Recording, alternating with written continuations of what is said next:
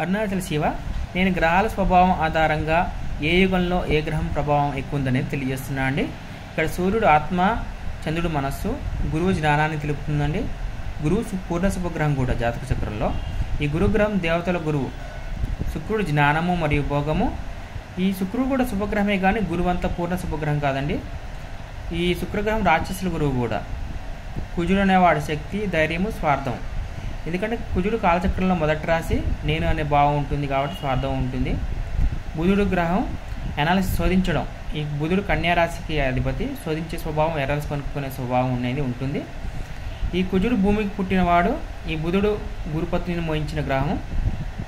రాహుకేతువులు మాయ, శని కర్మాధిపతి. ఇక్కడ చూడండి మీరు, శని రవి సంబంధం గ్రహాల చరిత్ర అనేది వదిలేసేయండి.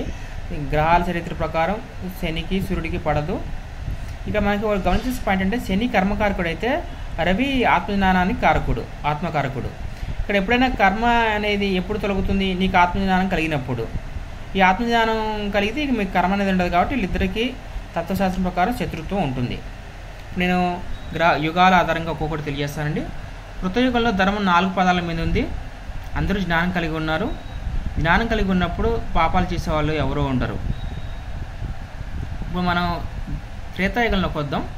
త్రేతాయుగంలో మనకి రావణాసురుడు, రాముడి చరిత్ర తెలిసిందండి. రావణాసురుడు ఏం చేశాడు? రావణాసురుడు కూడా భక్తుడే, జ్ఞానే, కానీ కామం వల్ల సీతాదేవిని అపహరించుకెళ్ళాడు. ఇక్కడ ఒక పాయింట్ చూడండి, శుక్రుడు, లక్ష్మీదేవి శుక్రుడే జాతక చక్రంలో, తీసుకెళ్ళింది కూడా సీతాదేవినే. ఇక్కడ ఇంకోటి ఏంటంటే, నేను ఇక్కడ విభీషణుడు ఉన్నాడు, సోదరుడు, రావణుడి సోదరుడు. అతను దేవతలకి, రాముడికే సహకరించాడు కాబట్టి ఇక్కడ శుక్రప్రభావం అని చెప్పవచ్చు. ఎందుకంటే కుజుడు బుధుడు కలపకుండా, ఎందుకంటే బుద్ధిలో తేడా వస్తే వీళ్ళిద్దరిని కలపాలి. ఇక్కడ సోదరుడైన విభీషణుడు రావణాసుడికి సహకరించకుండా దేవుడైన రాముడికి సహకరించాడు. అంటే స్వార్థం అనేది త్రేతాయుగంలో తక్కువ లేదనే చెప్పాలి. కుజుడు బుధుడు చూడండి, కుజుడు బుధుడు అనేవాడు స్వార్థము మరియు తప్పులు ఎత్తుకోవడం కదా. మీరు బాగా గమనించండి, బుధుడు గురుపత్నిని కూడా మోయించాడు. అన్ని స్వభావాలు కనబడతాయి ద్వాపరయుగంలో. మనకి కుజుడు ప్రాపర్టీ అని కూడా చెప్తారండి, ఆస్తులు కూడా. కాకపోతే గురువు శుక్రుడు కూడా ప్రాపర్టీ కోసం వస్తారని చెప్పి నేను ఇక్కడ ఇది మెన్షన్ చేయలేదు. ఇక్కడ కుజుడు స్వార్థం అనేది మెయిన్. బుధుడు కూడా కొంతమంది భూమి అని చెప్తారు. ఇక మనకి ద్వాపరయుగంలో యుద్ధం జరిగింది. ఎందుకంటే కురుక్షేత్రంలో రాజ్యం కోసమే కదా. నాకు రాజ్యం ఏమనంటే నేను దుర్యోధనుడు ఒక్క గుండు సూది మోపినంత కూడా ఏమనంటాడు. ఇక్కడ ఇంకొక పాయింట్ ఏంటంటే, ఒక ఆస్తి కోసం గొడవే కాకుండా ఏం జరిగింది, కృష్ణ భగవానుని అవమానించారు. ఇక బుధగ్రహం ఏంది, గురుపతిని మోయించింది కదా. ఈ యొక్క కృష్ణుల్లో కూడా వీళ్ళు తప్పులు ఎతికారు. నువ్వు పాండవ పక్షపాత అని, నీకు వాళ్ళకి అయిపోయింది చెప్పి ఎతికారు, కానీ అక్కడ ఏం లేదు. ఇంకోటి ఏంటంటే, వీళ్ళు రాయబారానికి శ్రీకృష్ణుడు వస్తే శ్రీకృష్ణుడి మీదకి దాడి చేయడానికి ప్రయత్నించారు. అంటే ఈ బుధుడి యొక్క ప్రభావం పూర్తిగా ఉంది. ఇంకా 4వదండి కలియుగం. ఈ కలియుగంలో రాహుమాయ, శని కర్మ ప్రభావం, కేతువు యొక్క విరక్తి ఉంది. నేను వివరిస్తాను ఈ యొక్క విషయం. రాహు అనేవాడు మాయ కదా, శని అనేది కర్మ. ఇక్కడ ఈ కలియుగంలో మనుషులు ఏం చేస్తున్నారు? మాయకు చిక్కుకొని కర్మ చేస్తున్నారు, అంటే ఏదో ఒకటి ఆశించి చేస్తున్నారు. ఈ కేతువు అనేవాడు విరక్తి వైరాగ్యం కదా. మీరు చూడండి, చాలామంది కలియుగంలో అనుకున్న ఉద్యోగం సంపాదించలేదని, అనుకున్నంత ఆస్తి సంపాదించలేదని, నాకు ఆస్తి రాలేదని ఆశించడం, ప్రేమించిన అమ్మాయి దొరకలేదు, ఇవన్నీ ఇలా ఈ మాయలో చిక్కుకొని ఏం చేస్తున్నారంటే, వీళ్ళు ఫస్ట్ అది పని చేయకుండా వదలట్లేదు, ప్రయత్నించడం. ఆ ప్రయత్నించుకున్న కర్మ ద్వారా, మాయతో కూడిన కర్మ ఎప్పుడు దుఃఖాన్ని ఇస్తుందండి.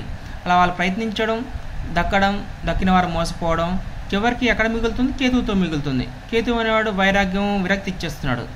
ఇక్కడ మనకు కలియుగంలో ఆత్మహత్యలు ఎక్కువ కారణం కేతువే. కేతువుకి ఏంటి? శిరస్సు ఉండదు, అంటే బుద్ధి పనిచేయదు ఏం చేస్తున్నాం అనేది. కాబట్టి ఈ యొక్క కలియుగంలో ఆత్మహత్యలు కూడా ఎక్కువ. మీకు ఇంకో పాయింట్ అండి, ద్వాపరయుగానికి కలియుగానికి ఇక స్వార్థం అనేది ద్వాపరయుగంలో నేను, నా కుటుంబం అనేది ఉండేది. ఈ కలియుగం వచ్చేసరికి నేనే అనే స్వభావం ప్రారంభమైంది. ఇంకోటి, రాహుకేతువులు ఏం చేశారండి? విష్ణుమూర్తిని మాయ చేసే కదా అమృతం తాగబోయింది. మరి ఇప్పుడు మనం ఇక్కడ ప్రస్తుతం ఏం చేస్తుంది? మన సనాతన ధర్మంకి వ్యతిరేకంగాను మన హిందువులు చేస్తున్నారు. ప్రపంచవ్యాప్తంగా మన యొక్క స్వధర్మానికి, అంటే నిజమైన ధర్మాన్ని వ్యతిరేకిస్తున్నారు. రాహుకేతువులు చేసింది విష్ణుమూర్తిని మాయే కదా. అందుకని దేవాలయాల్లో మోసాలు, డబ్బుల కోసం మతపరమైన కార్యక్రమాలు చేయడం అనేది జరుగుతుంది. ఈ యొక్క విశ్లేషణలో ఎవరికైనా సందేహం ఉంటే కామెంట్ చేస్తే నేను తెలియజేస్తాను. నేను ఒక విషయం చెప్తున్నానంటే, నేను ఎన్నో వీడియోలు చేశాను. నేను జ్యోతిషాస్త్రంలో పట్టుంది కానీ వాక్పరంగా చెప్పడంలో కాస్త ఇదవుతాను. ఎందుకంటే నాకు బుధుడు అనేవాడు మూలా నక్షత్రం మీద ఉన్నాడు. మూల అంటే కేతు నక్షత్రం.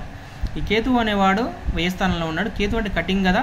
బుధుడి స్పీచ్ అయినా మూలా నక్షత్రం అమ్మవారి నక్షత్రం అయినా జ్ఞానం ఉంటుంది కానీ స్పీచ్ ఇవ్వడంలో కాస్త ఇది ఉంటుంది. ఈ గురువు అనేవాడికి బుధుడికి పడదు కదా, అందుకే నేను ఈ యొక్క స్పీచ్ ఇవ్వడంలో కొద్దిగా ఇది ఉన్నాను.